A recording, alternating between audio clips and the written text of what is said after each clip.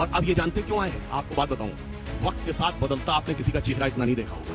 2014 में राहुल गांधी, उससे पहले क्या थे? एकदम क्लीन शेप, बढ़िया बबुआ टाइप माहौल बने हुए, हिंदी में शपथ ली। व्यक्तिगत पे आएगा तो फिर मोदी जी की भी भाव भंगिमा और व्यक्तिगत पे चली जाऊंगी। बोल लीजिएगा, बबुआ शब्द का जो आपने प्रयोग किया, अरे बोले आप बोल दीजिएगा, अरे बोलिएगा, अभी मैं जवाब देता हूँ, उसके बाद मैं जब बोल लूँ तब बोलिएगा। और उसके बाद हिंदी में शपथ ली और ईश्वर के नाम की शपथ ली। 2019 आया, लगता है इससे काम नहीं चलेगा। तो क्या किया?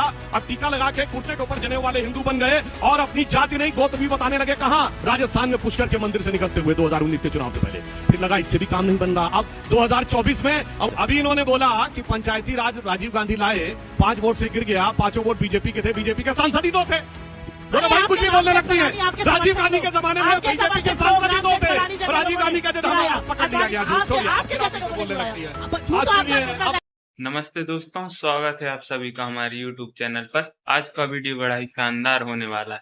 आज के वीडियो में हम देखेंगे बीजेपी के प्रवक्ता सुधांशु त्रिवेदी जी के लिए, और उन्हीं के अपोजिट हम देखेंगे कांग्रेस के प्रवक्ता सुप्रिया श्रीनेत के लिए। सुप्रिया श्रीनेत इसीलिए भड़क जाती हैं क्योंकि बीजेपी के प्रवक्ता राहुल गांधी से बबुआ कह देती हैं। इसी बात को सुनकर सुप्रिया श्रीनेत कहती हैं कि अगर आप राहुल गांधी पर व्यक्तिगत टिप्पणियां करेंगे तो फिर मुझे भी मोदी जी पर व्यक्तिगत टिप्पणियां करने में कोई शंका नहीं होगी। दोस्तों, इसके बाद सुधांशु त्रिवेदी जी और हमलावर हो जाते हैं और सुप्रिया श्रीनेत को अपने शब्द जालों से धो डालते हैं। तो आइए वीडियो शुरू करते हैं। वीडियो बड़ा ही शानदार है, इसीलिए वीडियो को प्लीज पूरा देखिएगा जिससे कि वीडियो का सारांश समझ में आ सके। आइए वीडियो शुरू करते हैं। चल गाड़ी स्टार्ट कर। इंदिरा जी की बात पे मोहर लगेगी हाथ पे। अब आइए 6 दिसंबर 90 को Rajiv Gandhi ji floor of the house पे कहते हैं कि वो रिजर्व मंडल का विरोध करते हुए कहते हैं कांग्रेस पार्टी जात पात में विश्वास नहीं करती है।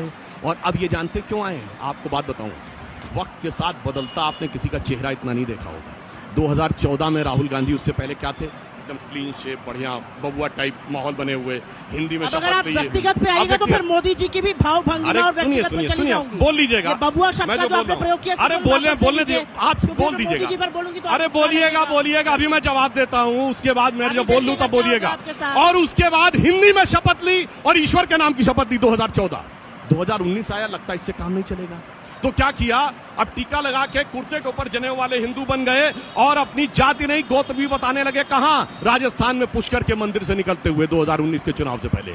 फिर लगा इससे भी काम नहीं बन रहा। अब 2024 में अब वो जनेऊ कुर्ता छोड़ दिया, कार्ल मार्क्स की तरह दाढ़ी बना के, हाफ टी शर्ट पहन के, अब हिंदी की बजाय अंग्रेजी में शपथ, ईश्वर की बजाय सोलमनी अफर्म। मैं पूछता हूं, 2014 में ईश्वर के नाम की शपथ, 2024 में ईश्वर के नाम की शपथ क्यों नहीं ली? और फिर संसद में खड़े होकर भगवान की फोटो दिखाते हैं। इतना बदलता हुआ इंसान आपने 10 साल के अंदर कोई भारत की राजनीति में नहीं देखा होगा जितना ये बदल। अब बदलते हुए इंसान की क्योंकि छेड़ी दी है तो बदलते हुए इंसान की बात कर ही लेते हैं। जब मैं मुख्यमंत्री रहूंगा तो मैं जीएसटी का पुरजोर विरोध करूंगा, लिख लिख के विरोध करूंगा, और प्रधानमंत्री बनकर जीएसटी का आर्किटेक्ट मैं ही बन जाऊंगा, नरेंद्र मोदी। जब मैं मुख्यमंत्री रहूंगा तो मैं खाद्य सुरक्षा अधिनियम का लिख लिख के विरोध करूंगा, और जब प्रधानमंत्री बन जाऊंगा तो 80 करोड़ लोगों को फ्री का राशन देने का झुनझुना बजाऊंगा, नरेंद्र मोदी। जब मैं आजादी के आंदोलन में नहीं रहूंगा तो मैं मुखबिरी करूंगा, ब्रिटिशर्स को लिखूंगा इसका दमन करो कैसे, यहाँ पर भारत छोड़ो आंदोलन का, नहीं तो बहुत बढ़ जाएगा। फिर मैं अपने आप को राष्ट्रभक्त घोषित कर दूंगा। असलियत ये है कि राहुल गांधी एक ऐसे शख्स हैं जिन्होंने आपकी दिन की नींद और रातों का चैन उड़ा दिया है, और असलियत यह है कि आपको समझ में नहीं आ रहा है कि उनके उठाए मुद्दों से कैसे निपटे। राहुल गांधी टी शर्ट पहने, क्लीन शेव रहे, दाढ़ी रहे, इस पर ज्यादा चिंतित है भारतीय जनता पार्टी। समय और परिस्थिति ये है कि इस देश के आदिवासी, इस देश के दलित, इस देश के पिछड़े सीईओ नहीं है, बड़ी बड़ी जॉब्स में नहीं है, गवर्नमेंट ऑफ इंडिया में सेक्रेटरीज नहीं है, उनको इक्वल रिप्रेजेंटेशन नहीं है, और इसलिए जातिगत जनगणना की जरूरत है।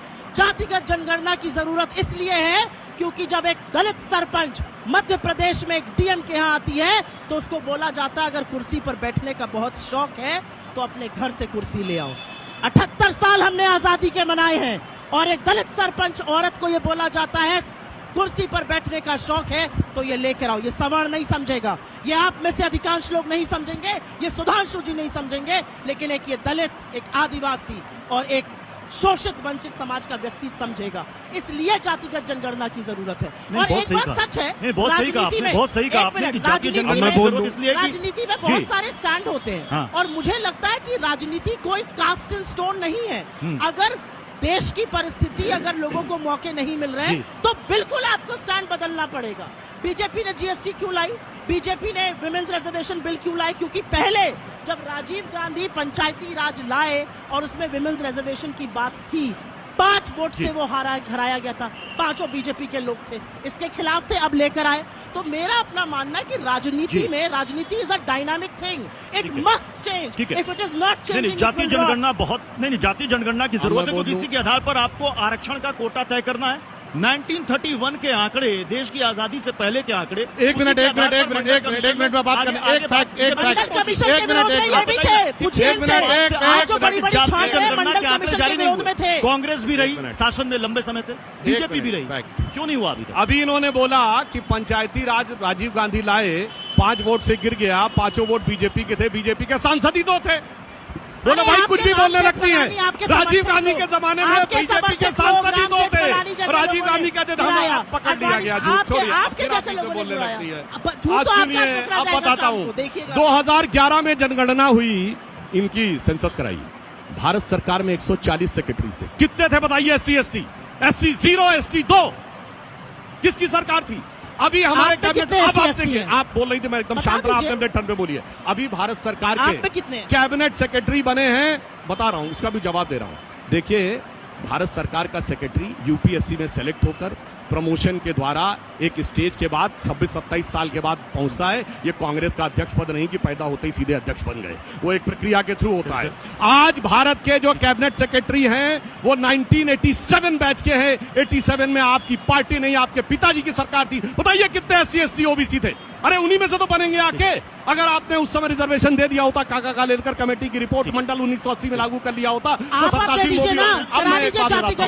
अब सुनिए, हमेशा मेरे में ये डिस्कस कर रही है। समय बिल्कुल समाप्त हो रहा है। मैं सुधांशु जी, बिल्कुल समय कम, बिल्कुल समय कम, बिल्कुल क्या करने के लिए आए? झुंझुना बजाने के लिए देश के सामने। 10 साल से झुंझुना बजा रहे हैं, अभी भी इन्होंने कहा कि वक्त बदल जाता है। देखिए, वक्त ऐसा बदलता है कि आदमी अपने पुरखों की बात की भी ऐसी तैसी करने को तैयार हो जाता है। यानी नेहरू भी गलत, इंदिरा भी गलत, राजीव भी गलत। हाय मेरी कुर्सी मिल जाए, सत्ता से बाहर रह के जैसे मछली जल के बिना छटपटाती है, वैसे कांग्रेस छटपटा रही है।